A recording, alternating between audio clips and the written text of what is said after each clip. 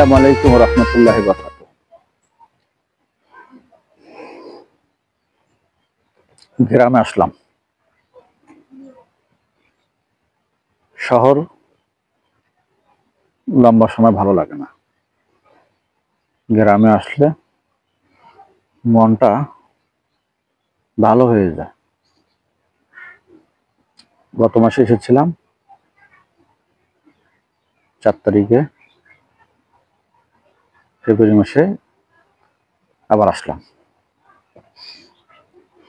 মোটামুটি একটু চার্জ দেওয়া, কিছুদিন গ্রামে থেকে একটা মনের চার্জ দেওয়া, মন ভালো হয়ে যায়। এই চার্জ কমপ্লিট করে দেন আবার ব্যাক করব আমরা শহরে।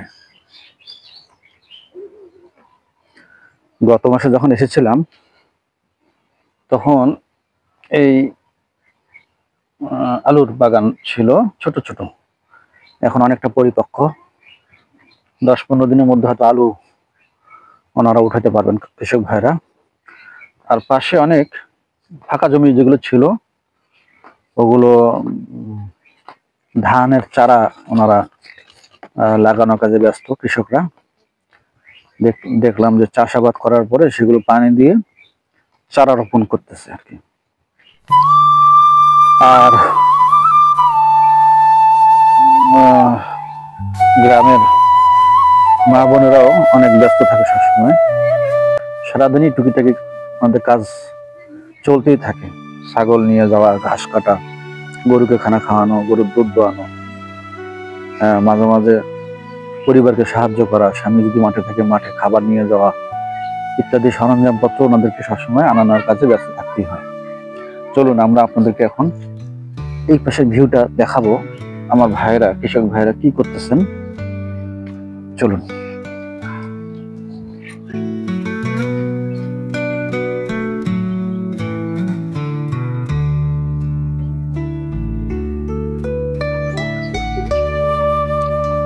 ছাগল ঘাস খাওয়ার কাজে ব্যস্ত। কিছু সময় পরে সন্ধ্যা নেমে যাবে। সন্ধ্যা নামার আগে তাদের ঘরে ফিরতে হবে, ওরা তারা জানে। তাই এর ভিতরে তাদের ঘাস খেয়ে পেটটা ভরাতে হবে, কারণ সারা রাত তারা খেতে পারবে না। সেই টার্গেটে তারা খুব দ্রুত ঘাস খাওয়ার কাজে ব্যস্ত।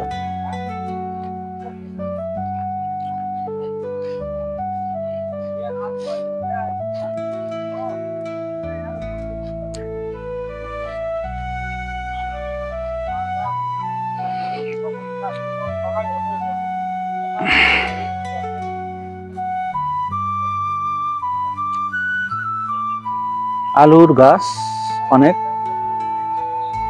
পরিপক্ক হয়ে গিয়েছে। 10-15 দিনের মধ্যে ওনারা এখান থেকে আলু ক্যারি করতে পারবেন। বলতে বলতেই জমি চাষের মেশিন এই রাস্তা দিয়ে ঢুকে গেল। কৃষক আসতেছেন, পাওয়ার টিলার বলে এগুলো, জমি চাষ করবেন। ড্রাইভারটা তো অনেক, এটা আবার কি ড্রাইভার, ওর তো বয়স খুব কম, এই বয়সে সে ড্রাইভিং করতেছে। বাহ,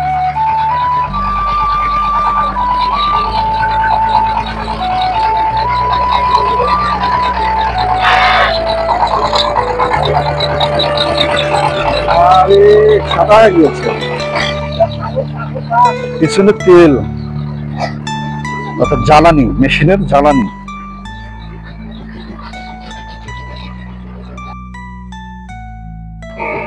এরা ছাগল ওনারা চড়াবেন। এটা শক্তিশালী ছাগল দুর্বল ছাগলকে মারতে চায়।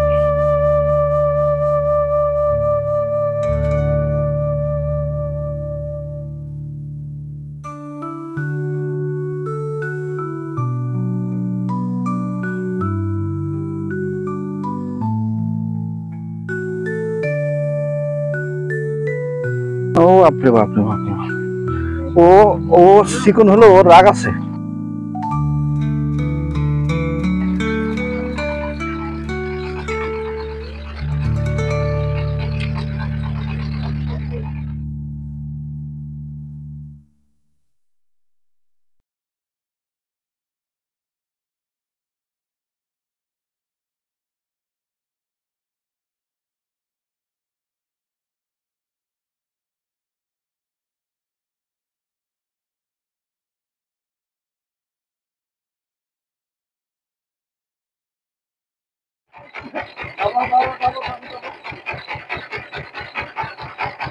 উনি প্রস্তুত হচ্ছেন এই জমিটাকে চাষাবাদ করার জন্য।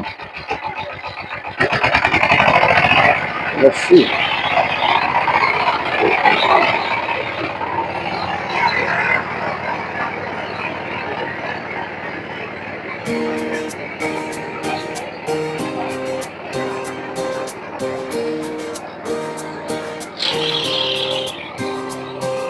তোমার নাম কি? শিহাব। শিহাবও গাড়ি চালাতে পারে দেখলাম।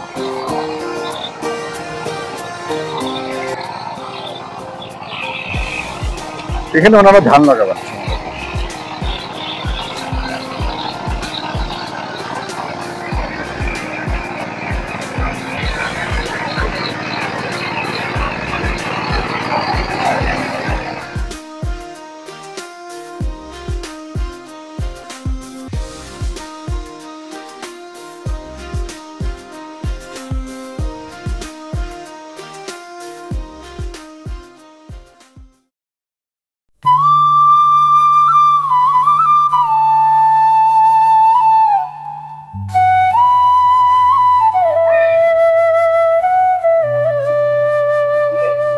ছাগল নিয়ে উনিও যাচ্ছেন ওখানে। ওনাদের ডেস্টিনেশন একই জায়গায়, ওখানে গিয়ে ওনারা আজকে ঘাস খাওয়াবেন।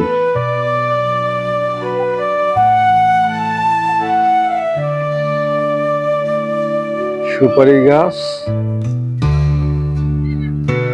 ডাব গাছ, আম গাছ, কত সুন্দর সিনারি, হ্যাঁ, কত সুন্দর প্রাকৃতিক দৃশ্যগুলো।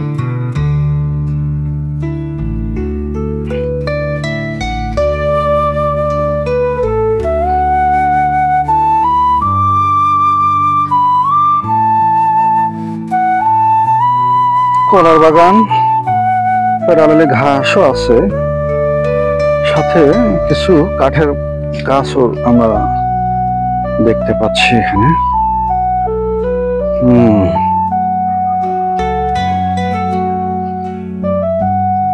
That is the beautiful, eh?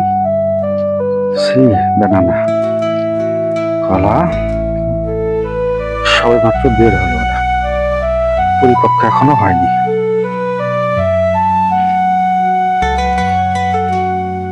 তারা ওখানে কি করতেছে, চলুন যাই, কি করতেছে দেখি। Who is this? Who is this? She's another guy.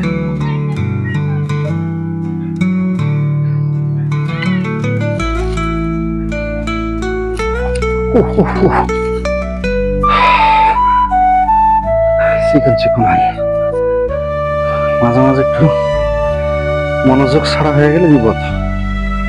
কারণ এখানে ওরা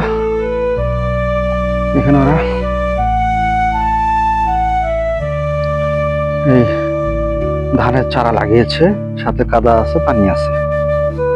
আর আমার পড়ে গেলে তো যা হবে বুঝতেছি। দেখি ওরা কি করে, ওখানে কি করে দেখি।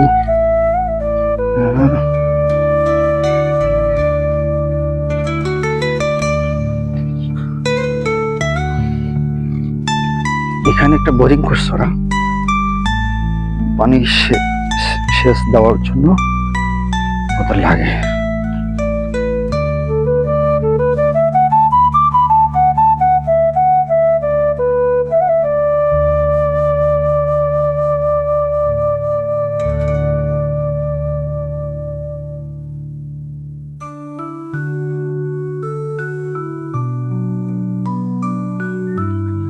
বিচুন খেতে পানি দেওয়া হচ্ছে। Father and son together they are working. উনি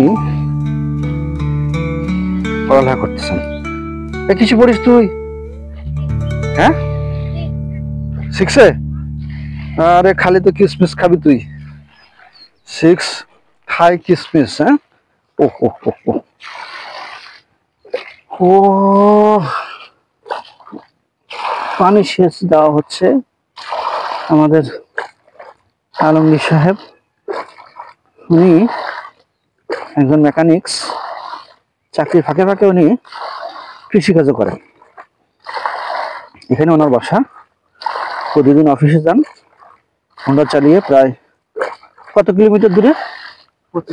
25 কিলোমিটার দূরে উনি অফিস করে এসেই এই ওনার ওই শখের কৃষিকাজ উনি শেষ করেন এই মাগরিবের আজান পর্যন্ত। অত্যন্ত পরিশ্রমিক আমাদের আলমগীর সাহেব, অত্যন্ত পরিশ্রমিক। এখানে এই ধানের চারা কি বলা হয়, বিচন। ধান ফেলালে এখান থেকে যে গাছগুলো ওঠে এটা বলে বিচন। আর এইটা হচ্ছে ওনার ক্ষেত, এখানে উনি আলু আবাদ করেছেন। আর ওই পাশে ওই যে গেঞ্জি পরা গোলাপি, ওর নাম হচ্ছে জাহাঙ্গীর। সেও কৃষিকাজে ব্যস্ত, আলমগীর সাহেবের বড় ভাই। আলমগীর, তোমার বড় ভাই কি তোমার মতনই কৃষিকাজ বেশি করে নাকি? না, ব্যবসায়ী না, টুকটাক তারালাল ব্যবসা করেন। অল্প।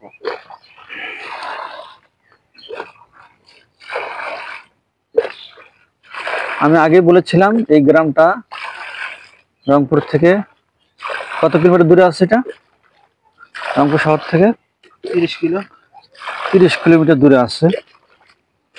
এই গ্রামের যে উপজেলা এটা পীরগাছা বলে, আর এই গ্রামটাকে বলে পূর্বদেবী গ্রাম। হ্যাঁ, নাফ মোহাম্মদ বাজার, পূর্বদেবী গ্রাম। একদম ছবির মতন সুন্দর একটি গ্রাম, ছবির মতন সুন্দর গ্রাম। আলমগীর, এই আলুগুলো আর কতদিন লাগবে বের হইতে? এটা তো বীজ আলু ভাইয়া। হ্যাঁ, বীজ আলু কি আর সাধারণ আলু কি? সাধারণ এটা হচ্ছে আগামীতে মনে করেন যে এটা আবার জমিতে লাগানোর জন্য। আর যেটা সাধারণ সেটা তো এবার মানে এবার তুললে খাবো আমরা, আর এটা খাবো না। না, এটা আমরা আগামীতে আবার জমিতে রোপণ। ও মানে এটা গাছ বের করার জন্য বীজ, অর্থাৎ ঠিক এরকম ধানের বীজ যেরকম, ওটা হচ্ছে আলুর বীজ। আচ্ছা, সাধারণ আলু আর এই বীজ আলুর মধ্যে কোনো তারতম্য আছে প্রাইজে? হ্যাঁ হ্যাঁ, তারতম্য। কেমন তারতম্য? এটা হচ্ছে মনে করেন যে আমরা যখন 50 কেজি আলু, হ্যাঁ, 30,000 35,000 টাকা কিলো। 50 কেজি আলু। আর সাধারণ আলু এবার মানে আলুটা অতিরিক্ত লাগানোর ফলে এবার আলুটা আর কি সাধারণ আলু 80 থেকে 100 টাকা পার কেজি লাগছে। সাধারণ আলু, সরি, বীজ আলু আর সাধারণ আলুর মধ্যে পার্থক্য আমাকে একটু বলেন। পার্থক্যটা হচ্ছে সাধারণ আলু তো খেয়ে ফেলবে, আর এটা হচ্ছে আগামীতে রোপণ করার জন্য বীজ। মানে পার্থক্য মানে প্রাইসের দাম এক, মানে দামের পার্থক্য হচ্ছে আপনার মনে করেন যে সাধারণ আলু মনে করেন যে এটা যদি আমরা এবার মানে নরমালি মানে এই সিজনে যদি ধরি 20 টাকা কেজি সাধারণ খাওয়ার আলু, সাধারণ আলু। হ্যাঁ, আর এটা হবে মিনিমাম 100 টাকা কেজি। ও, এটার দাম বেশি, কিন্তু একই রকম। আমরা চলে এটা খাইতে পারবো না 100 টাকা কেজি? খাইতে পারবেন, কিন্তু ওটা বীজ নষ্ট হয়ে গেল। আর এগুলোতে বীজ হবে না সাধারণ আলুতে? না, হবে না। না। ও, মানে আলুর বীজের জন্য আলাদা চারা করতে জেনারেশন লাগবে। জেনারেশনটা কি আবার? জেনারেশনটা হচ্ছে মনে করেন যে এগুলা হচ্ছে মনে করেন যে টিস্যু কালচার থেকে মনে করেন যে আলুটা ছোট আলু মানে টিস্যু কালচার করে এটা মনে করেন যে আমাদের কাছে কৃষক পর্যায়ে টিস্যু কালচারের পরে বিডার হয়। হ্যাঁ, বিডারের পরে তারপরে মানে যেটা আমরা বলি বিডারের পর থেকে মনে করেন যে ভিত্তি হয়, ভিত্তির পরে আসে মনে করেন যে সার্টিফাইড, তারপরে আসে হচ্ছে আপনি মনে করেন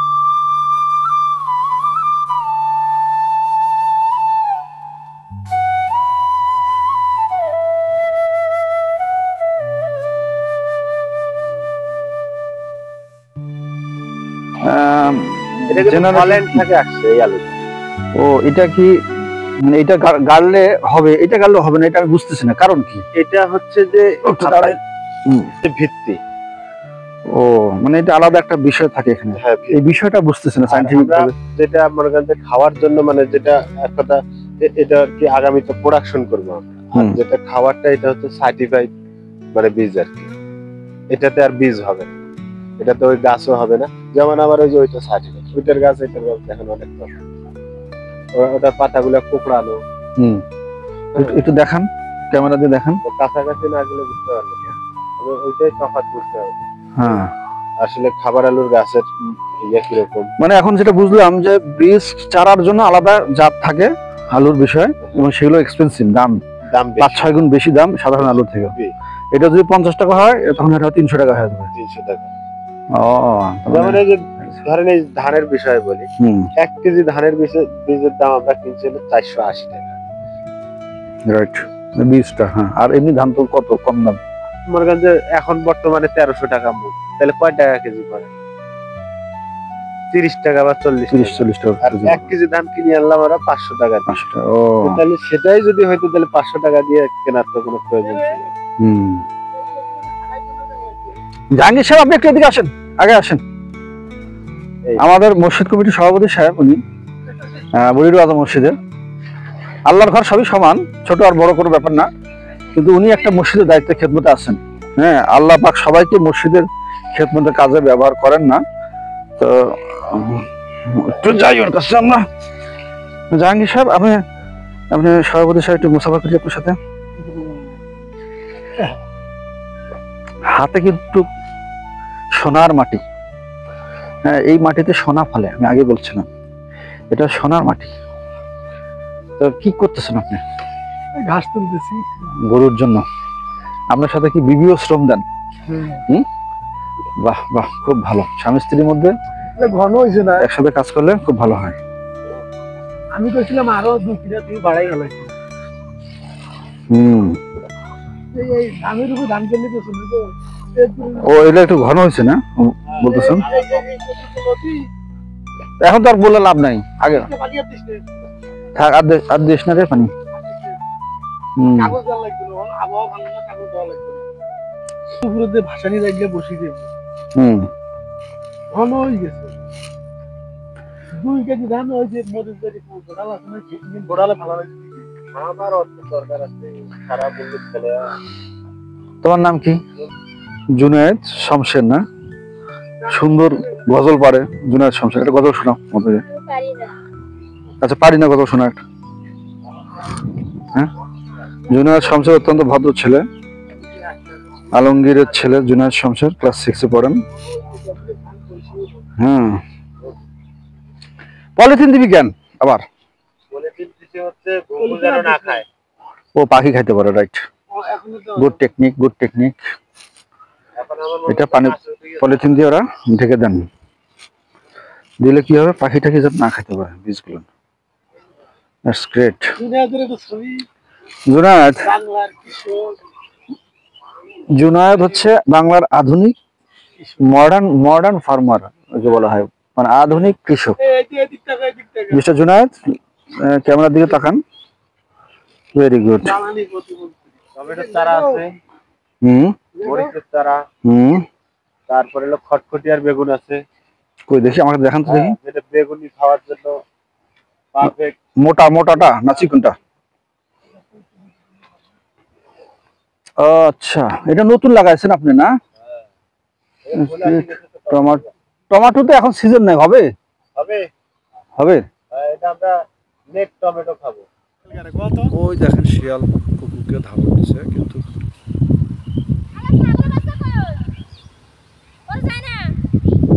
শিয়াল ইতিমধ্যে একটা শিয়াল চলে আসছে এখানে। আমরা শিয়ালের পিছে 2টো কুত্তো দৌড়াতে দেখেছি। এখন আমার ভাই, সেও দৌড় দিছে, কারণ তাদের ছাগলের বাচ্চার প্রতিরক্ষার জন্য দৌড় দিছে, কারণ ছাগলের বাচ্চাকে আক্রমণ করে। অত্যন্ত শিয়াল এখানে, দিনের বেলা শিয়াল, রাতে তো আরও বেশি। এই জন্য রাতে আমি মাঝে মাঝে যখন বের হই, একটা স্টিক নিয়ে বের হই, কারণ শিয়াল তো আবার কুকুরের চেয়ে একটু ভয়ঙ্কর। ওরা যখন 4-5 জন একসাথে হয়ে যায় তখন অ্যাটাক করে। কি জুনায়েদ, তাই না? আর ওদের দাঁতের শক্তি কিন্তু কুকুরের চেয়ে বেশি, তাই না জুনায়েদ? জুনায়েদ, তুমি দেখছো শিয়াল? দেখছো? হ্যাঁ, কেমন শিয়াল? কুকুরের মতন দেখতে নাকি কুকুর থেকে একটু আলাদা? কুকুরের থেকে আলাদা। উনি আমার ছোট ভাইয়ের আহালিয়া স্ত্রী অত্যন্ত সাংসারিক, ছোট ভাইকে সবসময় একটা সাপোর্ট দেয় আর কি, পরিবারের দিক দিয়ে, সংসারের দিক দিয়ে আর কি। গরু ছাগল আমার ছোট ভাই পালে, কিন্তু বেসিক্যালি দেখভালের দায়িত্ব আমার এই ছোট ভাইয়ের আহালিয়া সেই করে আর কি, অত্যন্ত পরিশ্রমী। তো শিয়াল মনে হয় উনি দাবড় দিয়ে শেষ করে ব্যাক করতেছেন। জুনায়েদ, শিয়ালকে দেখে তুমি ভয় পাও? পাই। কুকুরকে ভয় পাও না শিয়ালকে বেশি ভয় পাও? দুইটাকেই। দুইটাকে ভয় পাও? কম বেশি আছে না, নাকি সমান সমান ভয় পাও? শিয়ালকে কম পাই। শিয়ালকে কম পাও? কিন্তু আমি তো শিয়ালকে ধরে মারতে চাই, আমার ওকে দেখলে মারতে ইচ্ছা করে কেন, আমার কারণ কি, ও যখন রাগ হয়ে যায় না মানুষের উপর অ্যাটাক করে। কুকুর কিন্তু অ্যাটাক করে না সহজে, কুকুর খেউ খেউ করবে কিন্তু কুকুর আমাকে attack করে 3 বার না। দাবড়াইছিল। কে? কুকুর? ও নিশ্চয়ই কুকুরে তুমি যন্ত্রণা দিছিলে, এই জন্য দাবড় দিছিল। কিন্তু শিয়াল দাবড় দিয়ে কামড়াবে, কুকুর দাবড় দিয়ে অনেক সময় কামড়ায় না, ভয় দেখায়। কি ঠিক আছে না জুনায়েদ, কথা সত্য কি না? সত্য। তা আমরা জুনায়েদের ইন্টারভিউ নিলাম শিয়াল এবং কুত্তার প্রসঙ্গে। আপনারা জানতে পারলেন কে বেশি হিংস্র, কাকে কে ভয় পায়। জাহাঙ্গীর আয় এদিকে আয়। এটাই তো মাটি, এটাই তো স্বর্ণ, আমি বারবার বলতেছি না, এই স্বর্ণ মধ্যে যা ফেলানো হয় সেটাই আল্লাহ পাক উঠান, যেটা অন্য কোনো দেশে এরকম উর্বর মাটি সচরাচর কম পাওয়া যায়। হ্যাঁ, কোনো জায়গায় বালু, নাহলে খালি বালু, কোনো জায়গায় মাটি, সোনার মাটি, সোনার বাংলার সোনার মাটি। এই মাটিতে আলহামদুলিল্লাহ আমরা যা লাগাবো আল্লাহ পাক সেটাই দেয়। আমাদের বাংলাদেশের 1 ইঞ্চি কোনো জায়গা নাই যে কিছু হয় না, তাই না? তাই। তা আমরা অত্যন্ত গর্বিত, এজন্য আল্লাহর কাছে খুব মনের দিক থেকে, অন্তর থেকে শুকরিয়া আদায় করতেছি যে আল্লাহ আমাদের সুন্দর একটা দেশে, হ্যাঁ, আমাদেরকে পাঠাইছেন, সুন্দর একটা দেশে জন্মগ্রহণ করাইছেন আর কি। এখন বাকি সময়টা আমরা যাতে মানে আল্লাহর কৃতজ্ঞতা জ্ঞাপন করেই যেন চলতে পারি। আর আমরা আজকে যা যা আপনাদেরকে বললাম, আমার ভাইদেরকে নিয়ে, আমার এই যে চাচাতো ভাই, এরা প্যারালালি এমপ্লয়ি, মেকানিক্স প্লাস ব্যবসায়ী এবং পার্ট টাইম কৃষকের কাজও করেন আর কি। তো আজকে এখানেই শেষ করতেছি। বন্ধুরা ভালো থাকবেন, সুস্থ থাকবেন, আল্লাহ হাফেজ।